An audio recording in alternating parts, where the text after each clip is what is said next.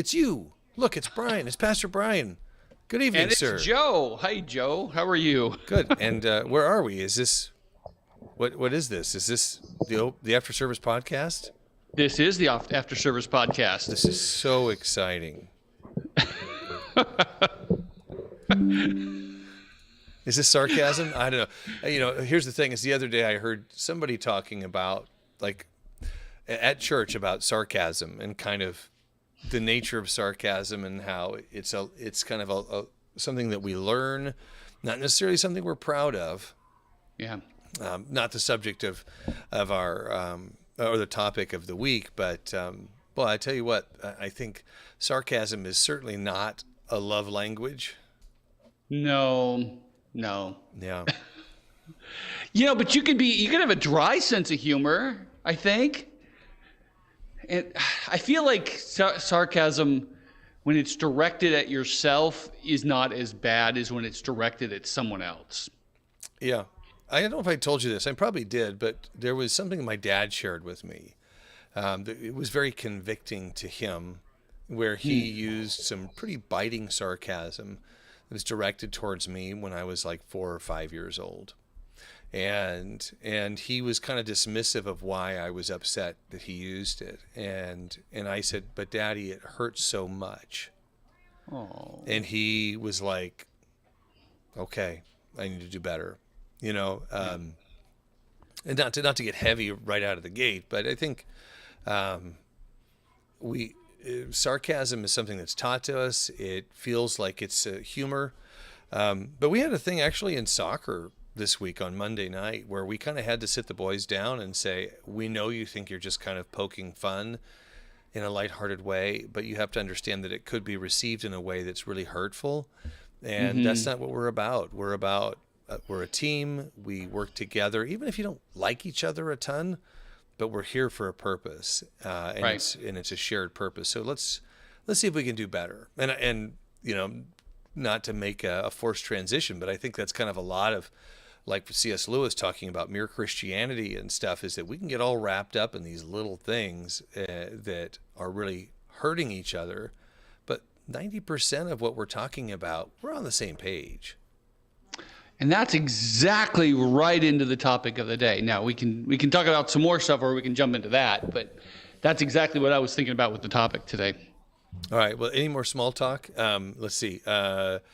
What's exciting? Well, let's just catch up on the week, if you don't mind. What have you been working on this week? What have I worked on this week?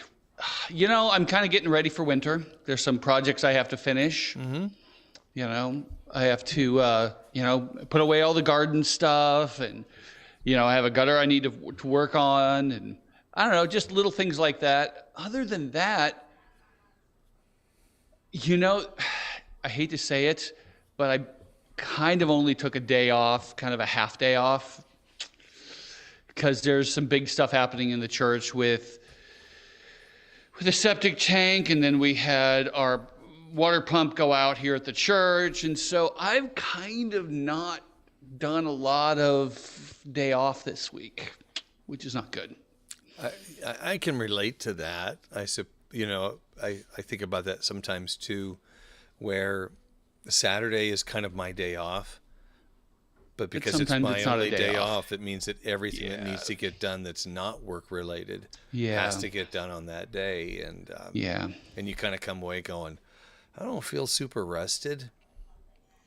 For me, it has to do, what really is restful to me is to do something different, because I spend so much time thinking that doing something where it's mindless and I'm just physically doing something is great.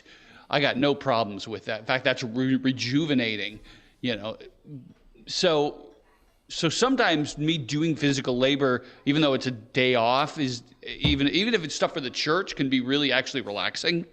Yeah. Well, I tell you what, that's something that I think about a lot, and on Sunday I kind of pitched the idea that we're looking at doing some disc golf, like a little disc golf thing. But to me, that is kind of it's not necessarily mindless, but it occupies your brain in a certain way, and it's also different physical. Way. Yeah. That I find it's really relaxing in a, so yesterday at like 6:15, Sam and I are like, oh, let's go up the hill. Let's just go up the hill. Let's go Yay. throw the disc. And then I come home and my leg's all scratched up and bleeding from thorns and all that stuff. But there's something about that that's just like recuperative, It's recuperative. Yeah. So yeah, I did some yard work, did some of that stuff. I got a memorial on Sunday. There's just so many. This is just a weird, busy week. I don't know. Yeah. Got a new phone. I'm excited, the little doodads with that. What'd you get? Did you get a new iPhone? I did get a new iPhone. I never get the newest model. I'm not that way, but my old one could stop. It wouldn't charge anymore. Sure. So, and it's not because of the battery. It's that little place where you plug it in. It was so loose that it wouldn't stay in when I charge it. So I would have to hold it the whole time. And it's like, oh, that's stupid. Let's just get a new one. Yeah. Anyways. Okay. Last thing on this. It's funny how I remember I bought my first laptop in 2000, I think, and it was like $1,400, right? And now our phones are like $1,000, and it's like Your computers. Yeah. It is kind of helpful. We forget about it and don't think of it as a computer, but it is a computer. Better than the first computer I ever had. And my favorite part about it, I think, is that my Bible's on it. Yes. Yeah. I do a lot of work on my phone, frankly. Yeah. Yeah. And it's nice because I can do work anywhere, anytime. I could be. I used to, when like even with Jack wrestles now, he can in between matches. People, if you don't know, when someone wrestles, goes to a wrestling tournament, they have about 5 minutes where this is what's happening, and then you wait about 2 hours before he does anything again. Yeah. So you have 2 hours to do nothing. I mean, yeah, you can watch it, which is interesting and fun, but I would often just, okay, I'll see you in 2 hours, and I'll go off and work some more and then come back. Go work in the car or the cafeteria or whatever it is. But I would use my phone for that. Yeah. Anyways. All right. Small talk. So small talk is out of the way. Thank you all for your patience there. So let's do hello, Murphy. What's the elevator speech? It's kind of a summary of the book. Habakkuk is about a guy who's really upset about his country and how it's going the wrong way and things aren't okay. He sees injustice everywhere. He sees violence. He sees the guilty going free. I mean, so much is just wrong. And he complains to God and he says, "What are you going to do about it?" And God says, "Well, I'm going to do this." And he goes, "I don't understand why you're going to do that. That seems worse than the original thing.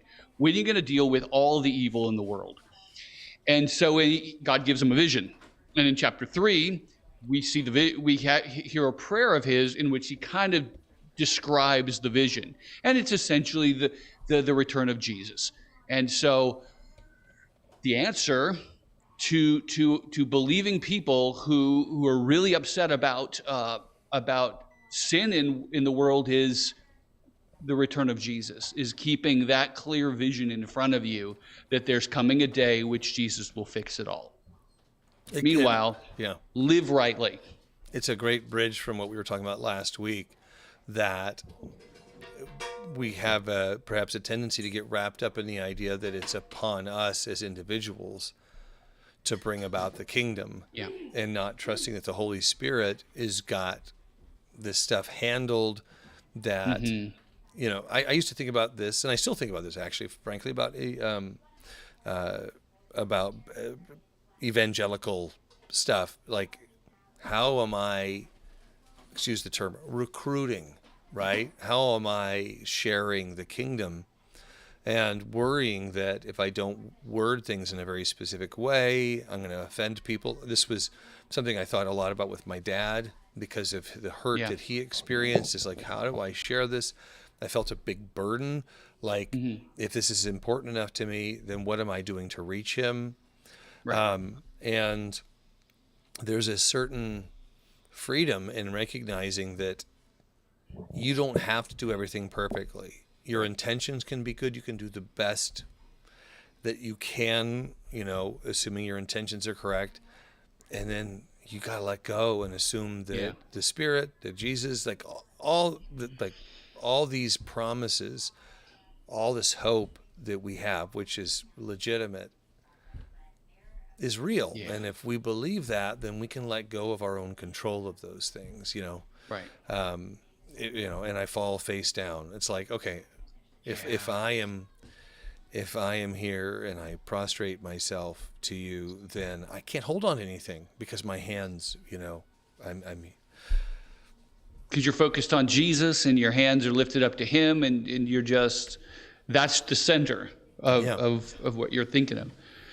And that's kind of where, your illustration with the which I don't think it was intended as such, but the illustration of the soccer match, I was thinking, we may not like each other, we may not even agree on a lot of stuff, but we all have the same goal.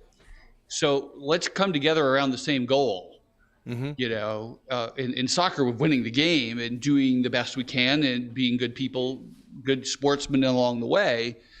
And I was in I don't know if do you have a specific that you want to go? Because if not, I got to have a direction I'd like to go with this conversation. Go for it.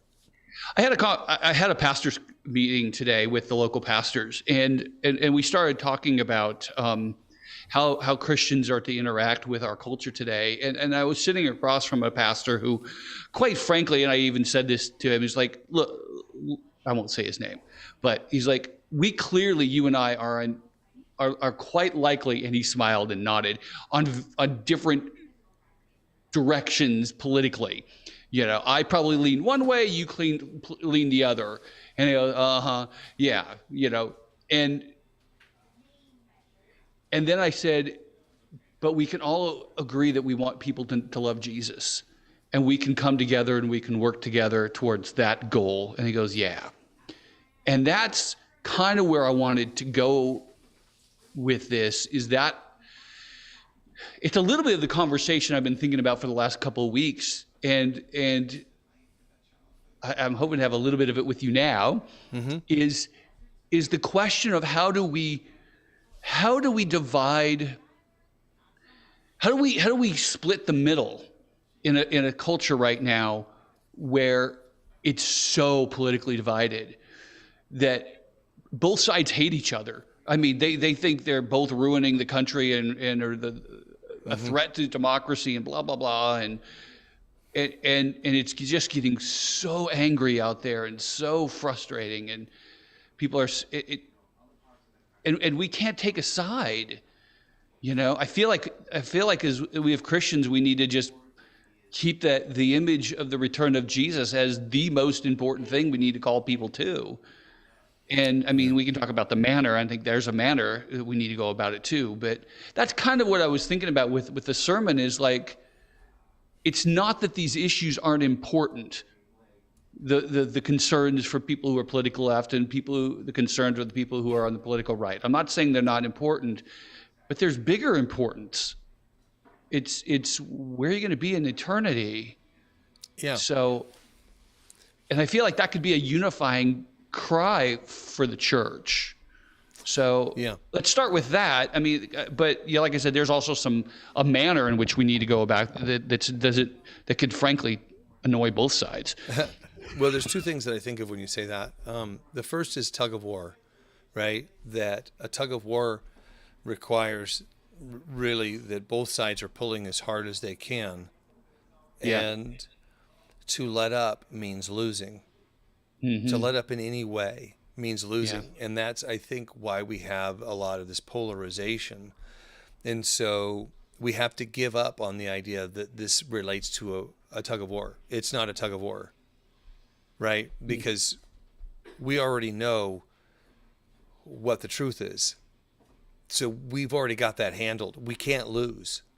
So if we understand that with this hope, we can't lose, then we don't have to worry about falling into the mud pit that's in the middle of tug of war. So then it becomes about vulnerability.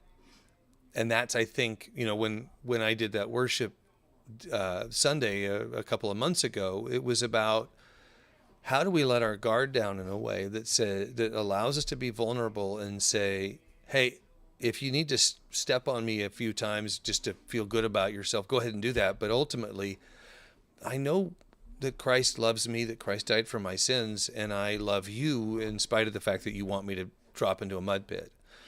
Yeah, it allows you to, how do I put this? I'm not sure this is quite the right word, but in a sense, offend both sides, annoy both sides. Oh yeah, no, it's true, right? Because if Right. you're in the middle, then people that maybe you relate to most are mad at you for not being extreme enough, and the other side's going to be annoyed with you because you're not fully aligned with them. When you fall in the center, you get beat up, You're going to right? get beat up by both sides. Right. Right. And that's an uncomfortable place to be. But I think that's where we need to be. Right. If we're comfortable, we're wrong. Right. I mean, I think If that's we part think of our particular side of a culture is all right, that can't be right. right. Correct. Yeah. I do think, that there's a tendency for us to fall into we are the victims, but Right. but if we're Or that we're righteous and they're not. right. Correct. And so I think that if we allow ourselves to be vulnerable, to say, okay, go ahead, steamroll me, that this is that's where we're pouring hot coals on our enemies by Yes. allowing, right? It's like there's Yeah. nothing fun about rolling over somebody and then finding out that they're like, okay, So I like what you're saying, that knowing that you're secure in Christ will allow you to stand in the middle and get hit by both sides, and then you're talking about vulnerability, which I like too, and made me think about, because I've been thinking about, okay, how do we need to be in a way that's very attractively different than either side. And that made me think about, what are some characteristics that we're seeing in our culture that we need to not be like? And it reminded me of things like what we were told in Colony days, that we're a church that brings joy to the world, to our community. And that's not normal right now, is being joy bringers. Not being angry is another one. There's so much anger out there. To not be angry Christians, to not be right. people who are, to be peacemakers, is all of these. And what do you think about those things? Trying to think about what are some characteristics of our society that we don't want to be, and trying to intentionally be the opposite of it. What do you think about that? Well, we talk a lot about culture and being countercultural, right? Yeah. And so I think there's a certain element of being countercultural in that it's like, I don't have to fight you. I'm not interested in fighting you. It's being meek. Right. You want people to go, and I hope this doesn't sound too strange, but to go, wait a minute. I thought all Christians were like this, but you're like this. I mentioned this probably last year during the podcast, but one of my really good friends I've known since 5th grade, who's an atheist, was at my house and and we were playing Frisbee in the front yard. We were just playing catch. It was during COVID. I guess it's 2 years ago. It was during COVID. We had our masks on. We were playing catch, but he knew about my faith and made some very specific assumptions about that based on common understanding of what Christian culture is. And I'm like, that's not me. That's not how I think. And it set him back. And I think that we can shake things up a little bit by not being taking such a polarizing stance. It's not about, we're already right. So it's not about, I mean, and that's not right. And the future's already taken care of. Yeah. And it's not to sound arrogant. It's like when you know the end of the story, right? You know that your side, it's like, if you go in and you're watching a rerun of a football game, you already know that your team won. I already know. That you can be engaged and still confident, and you're not influencing the end, anything that you do, because it's already established, right? We get so involved in thinking we're going to influence something, and it's already won. So we can take a step back and know that if somebody's throwing rocks at us or whatever, all this stuff is happening. Right. Yeah. The end is still understood. That confidence. I mean, this all goes back to the idea of hope. Right. Right. I know what the end of the story is. I don't need Right. to be a jerk. Yeah, you don't need to be a jerk. You don't need to be angry. You don't need to be mean. Yeah. Right. Right. And being people, being a church that's very very different than the rest of the culture, whether it's right or left. Because both sides are angry. Both sides feel like there's not a lot of hope. Both sides aren't really peacemakers right now. And we just got to be willing to just step in the middle and love people on whoever they are, and then point them to Jesus, I think.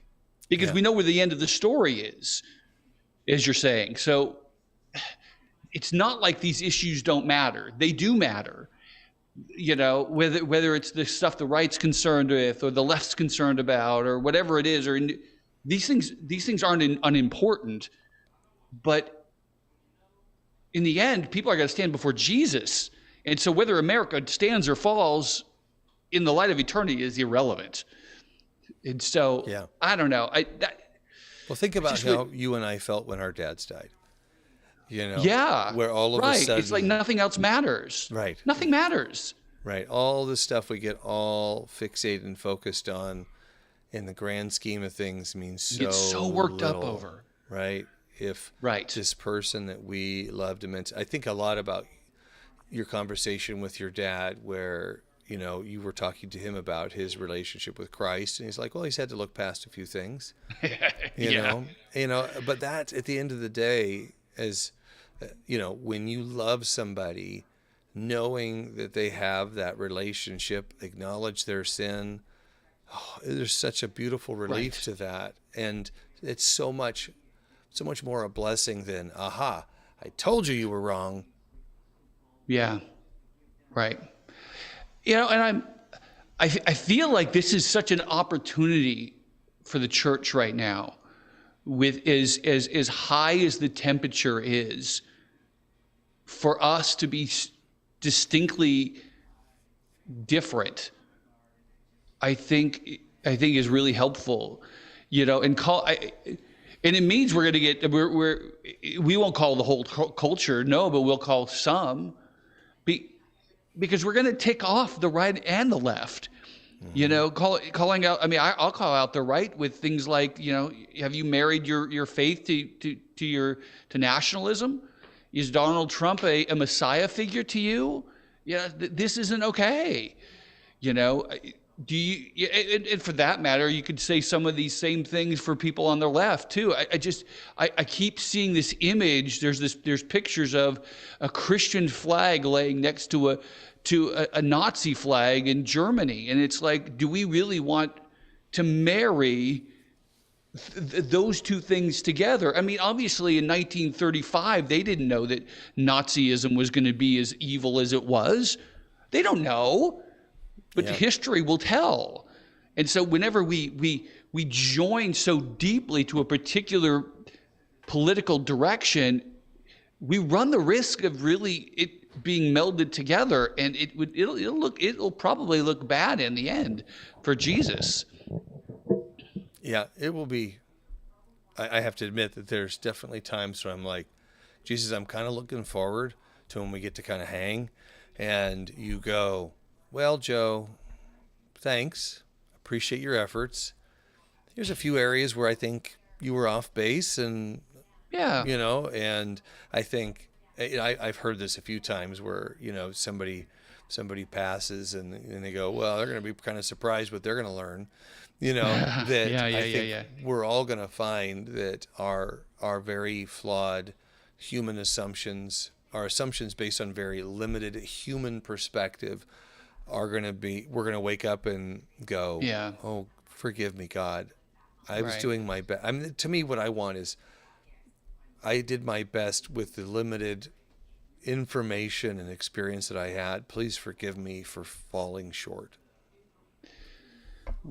What do you think the the culturally middle type of people in our culture, what is it that you think is bothering them about what's happening that we can be different from either side? Why are you forcing me to take a side? I'm not. I'm saying, No, what no, do you no, think? no. That's what I'm saying. That's what they're Oh, thinking. okay. Why are you forcing me to take a side? Forgive Yeah. me, but you know what I mean? It's because I tend to be a middle of the road person. I know. I Right. wasn't going to say that. I That's know you okay. are. I'm happy to admit You're in the that. middle. And it makes That's- people, it annoys people. I know. Because they're like, but why aren't you more like this? And why aren't you more like that? It's because that's not where I live. You know, I live in really the middle. want to understand where people are coming from. But I also want that founded on truth. And so, you know, I think that, you know, for people who are truly just trying to understand what's going on, don't force them to pick a side, because it's not binary. It's not left or right or whatever. Help them understand that there's a foundation of truth. You know, I talked to my mom a couple of years ago about this when her faith was flagging a little bit, is that we need to understand that the foundation of this is Christ died. He was the Son of God. He was resurrected. Can we start with that? This other stuff Yeah. is, frankly, an intentional distraction that has Wow. been manufactured by people. So pointing to something other than these current divisions, and that you have to pick a side on either that, and pointing to a greater reality, a greater truth, future issue to deal with, of whether or not Jesus is resurrected. Is that what I'm hearing? Right. Let's start, you know, again, C.S. Lewis, Mere Christianity. Let's start with the most important foundation of this and encourage people to consider that. When Yeah. we are focused on what they, you know, the manufactured wedge issues, the intention is to divide us with those, you know, and I'm not going to go into what those things are. I think we already know what those are, and they are intended to manipulate. Oh, and they change. So yeah. Right. It's like, oh, that's not effective anymore. Let's find something else to divide people. Right. And to me, that's Satan working in the world, right? Satan is working through us as Christians to divide people and to drive people away from Right. Christ. And Right. that if we come back, let's hit the reset button and go, but who's So an Christ? unwavering commitment, dedication to a singular issue, to be a single issue person, in a sense of it's about Jesus. Yeah. Yeah. Because It's, we are pointing towards things that aren't about Jesus and making those Yeah. the issue. Oh, if you don't believe this, then clearly you're not on my side. But wait a minute, Right. no, that's not true, right? I mean, Right. you and I, we can debate lots of stuff, but at the end of the day, Jesus died, Son of God, Right. rose again. The other Right. stuff, you know, again, going back to our dads, at the end of the day, we know that this is true, and that's what Right. matters. The other stuff, And that was definitely a piece of some of my thinking, is this calling people to an allegiance or an identity in Jesus as their primary one, because again, for people who are right or left, they're getting a lot of their identity from a lot of different things, whether they're Christians or not. But certainly Christians do a lot right now. But to say that your core identity and allegiance needs not to be to a particular political movement or anything else is going to get people grumpy at you. But I think that's one of the things with this vision in Habakkuk, to bring it back to our Yes, sir. sermon. Yeah. I think that's a little bit about what that's getting at in our current age, is like, look, you can get upset and all these other things, but in the end, this day is coming, and by God, Jesus, please make it be soon. That's what you really got to deal with. That's the thing that matters, and it's going to matter more for eternity. Is Jesus resurrected, which he is. And so calling people to an allegiance and identity in him, above and beyond everything else is, I think, something we need to be doing. Yeah, that there's the reset button is the priorities. It's the, oh man, I put so much stock in this. I made this so much more than needed to be. And now that I see things a bit more clearly, it's like, oh gosh, why did I put so much energy into that? And I don't need to keep coming back to this, but I mean, that's really that's what happens when you experience that loss, you know, and it can happen now. You can make that adjustment now, or it can be when Jesus comes back and you go, oh gosh, I was wrong. Yeah. Thank Repentance is not fun. Yeah. And thankfully there's enough grace there that white as snow. Yeah. Anyway. Any other thoughts about this topic? No, it's just been great. It's a good conversation. I hope it's been helpful to folks. You know, it's something I'm really passionate about, clearly. I think it's something that I think in the near future, I think we as a church need to probably talk more about it and maybe articulate it clearly about being not on the right or the left, but for Jesus alone kind of thing, and some ways that we specifically want to be different than our culture. I think that would be helpful. Because the days are coming ahead probably that we're gonna be pushed very hard to go one way or the other, one side or the other. Yeah, And, we're not too far from there now. No, we're not. No, we're not. We're not very far from that now. So it's timely, right? And so something to think about. Anyways. Appreciate you, Joe. This is why, you know, these kind of conversations is why I love serving with you, because of your thoughtfulness and I appreciate you as well, your priorities. So, all right, that's enough of this. You probably need dinner. Sausage and potatoes night. Yeah, let's get to work. Yum, yum, yum. All right, I already had a burger. So you guys have a great night. I will see you on Sunday, and I'll let you have the last word, Joe. Blessings to you all. Looking forward to seeing you on Sunday.